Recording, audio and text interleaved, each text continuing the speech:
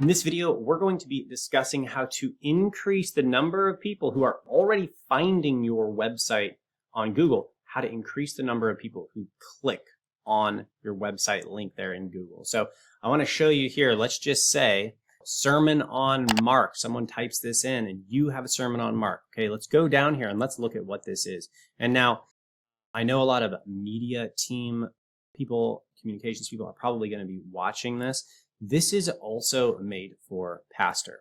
And the reason why I say this is because it's good to have some kind of basic understanding, just basic competency in the digital world. It's really not difficult. We're going to break it down and make it really simple. But pastors always asking, hey, why isn't the website actually having anybody save my seat? Why isn't the website having anybody show up? I get these questions from pastors every day as I'm doing consulting. And so this is also for pastors. So if you're watching this, you're on the media team, send this over to your pastor so that they can kind of get some idea of how some of these things work. So that said, let's look here. So we're going to look at two things, and we're going to learn how to tweak these and to do strategic tests to increase the number of people coming into your website. So we're on Google. Some user types sermons on Mark, and this is your sermon on Mark. We'll see what this says here, but that said, there are two pieces to these listings in Google. There's a meta title. So fancy digital marketing word. You're now a marketer. I can't highlight this apparently. There we go. 20 trending Mark sermon ideas. Now I thought I was going to be watching a sermon on Mark. This is you're a pastor and you're looking for inspiration. Hopefully we're not copying them, but that said, 20 trending Mark sermons. This is the meta title. Now, is this a good meta title? Is it not a good meta title? Well, that's the question. If it is not a compelling meta title, people aren't going to click on it because it's like, well, that's kind of boring. Now, this down here is your meta description. We want to have compelling, interesting, intriguing meta descriptions, again, to be like, oh, yeah, that's what I want to know. So let's look here. Sermons on the Gospel of Mark, PDF, Kim Riddlebarger. Awesome. All right. It's just saying what it is. The most compelling part here is that it appears there's a free PDF. That would probably get people to click. Mark, textual sermons, executable outlines. All right. Not real sure what executable outlines means. So maybe, if I'm confused on that, someone else, some pastor is probably going to be confused too. So again, maybe not the greatest. Now, sermons about Gospel of Mark, sermoncentral.com. I mean, that's okay. That's giving the site, they're branding the site, and they're saying sermons about the Gospel of Mark, telling me exactly what it is now. One of the things that is kind of missing from these is an emotional element. What kind of sermon? Is it a heartwarming sermon? Is it an inspirational sermon? Is it the best sermon? What kind of sermons are these? Because these are just like, so here we go. Meta title, 20 trending Mark sermon ideas. Trending isn't really grabbing the feels here. I'm not feeling like, oh, I want a trending sermon. No. I want an impactful sermon. I want a powerful sermon. I want the best sermon, something like that. So 20 is great. Numbers really grab attention. Trending, kind of a flop word there.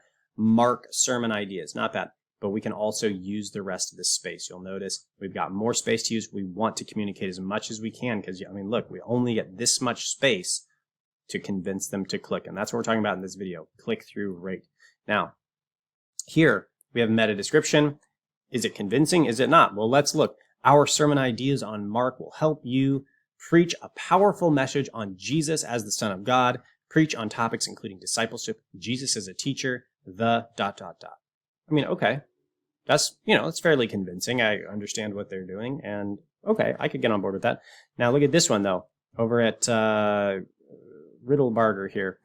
Sermon on the Gospel of Mark, PDF.01, the Gospel about Jesus Christ, -- Mark 1:1-8-2, and so Jesus came. So this looks like, I guess I should say this, if you don't have your media team, or if you don't go in and write a meta description and a meta title, it'll just auto-populate with whatever's in your blog. It looks like this is just auto-populating the table of contents because that's the first thing that shows up. You don't want that because it's like reading computer, who knows if this is like a code or something. I'm not going to click on this. This isn't convincing me. So this is going to lead to lower click-through rates. So we want convincing title and meta title, convincing meta description. Now, one brief thing to mention before I show you how to do this We just have to understand two words, impressions. We're being impressed by this. We're seeing this as like almost like an ad, except you're not paying for it, which is great. It's organic traffic, but we're being impressed. It's an impression. So when people see it, whether or not they click on it, if they just see it, it's called an impression. If they click on it, it's a click. So impressions and clicks, I guess we'll go over here. So this is clickmill.co. This is the back end of our site. This is a program called Google Search Console. You can get it for free. Your media team can get it for free. You just type in Google Search Console into Google. It'll pop up. It's just another one of the softwares. Now, this tracks how many impressions and clicks your pages are getting on the Google search engine. So not in your website, not people jumping from page to page, but actually how many people are being impressed by this listing, because it's very impressive, and how many people are clicking on it. All right, so that's what this tool measures. Now let's look. Here at Clickmill, we've got 73.8 thousand impressions in the last 3-ish months. Okay, and you can see we've been getting some growth. We've been working on the site a little bit here.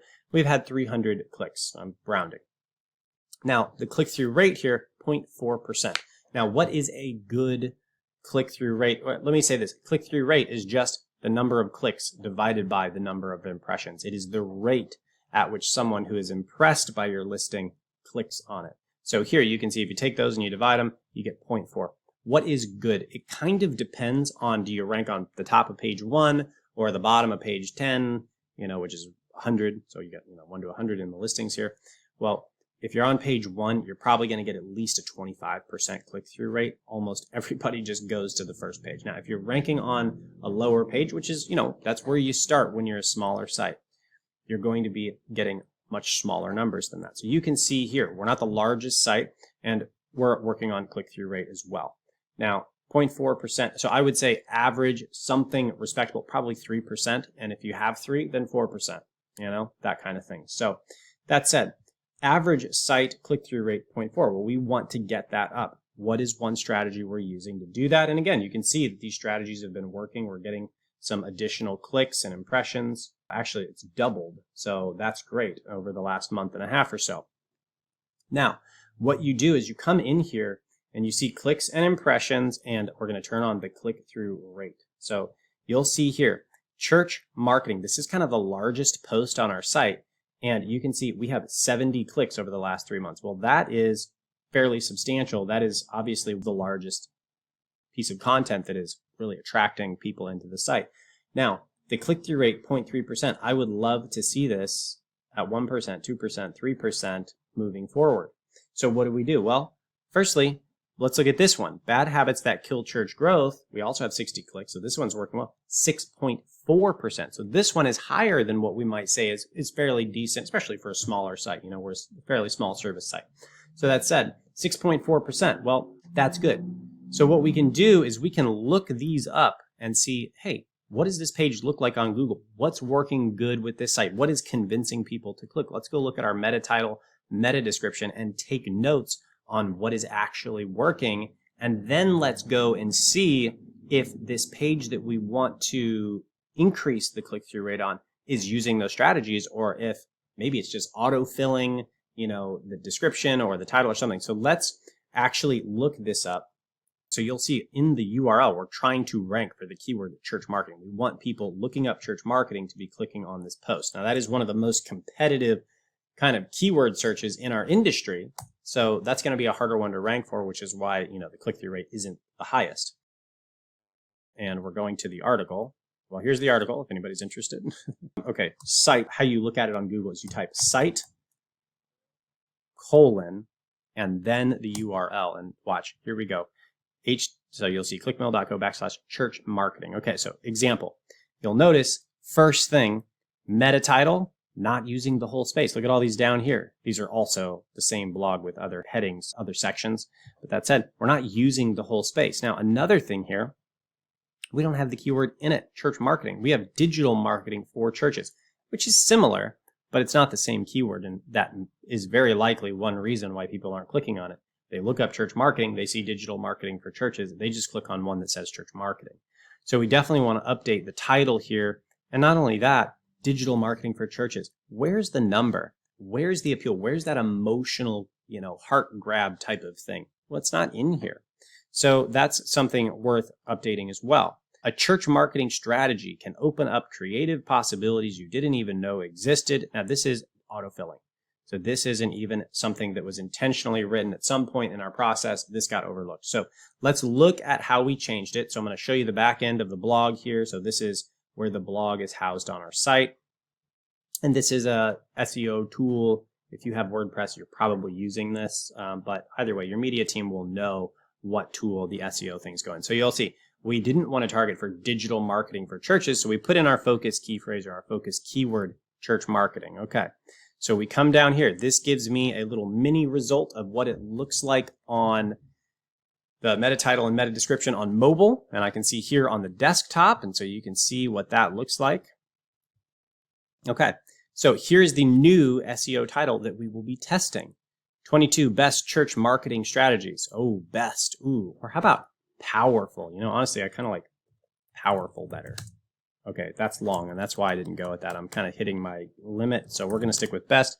22 best church marketing strategies generate dynamic growth. What do you want as a ministry leader? You want to grow your ministry. What's the result? What's the goal of this article?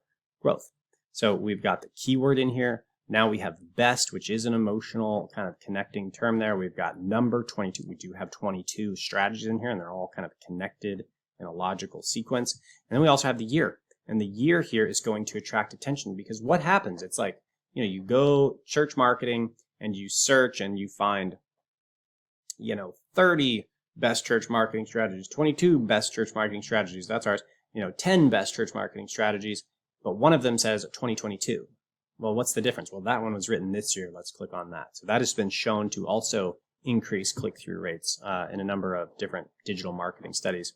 The URL here, don't change this if you're already getting traffic to the page because your page will disappear for everybody who is already finding it. So just leave this, but you can see here that the URL here, this is clickmill.co/church-marketing. It's keyword targeted. Google looks in the URL for your keyword. So we've got that. But moving on here, meta description. Let's get right into some proven church marketing strategies that will grow your ministry. Church marketing strategy 1, ... Oh, what is it? Okay, so we're testing this sort of hook, and now you want to know what it is.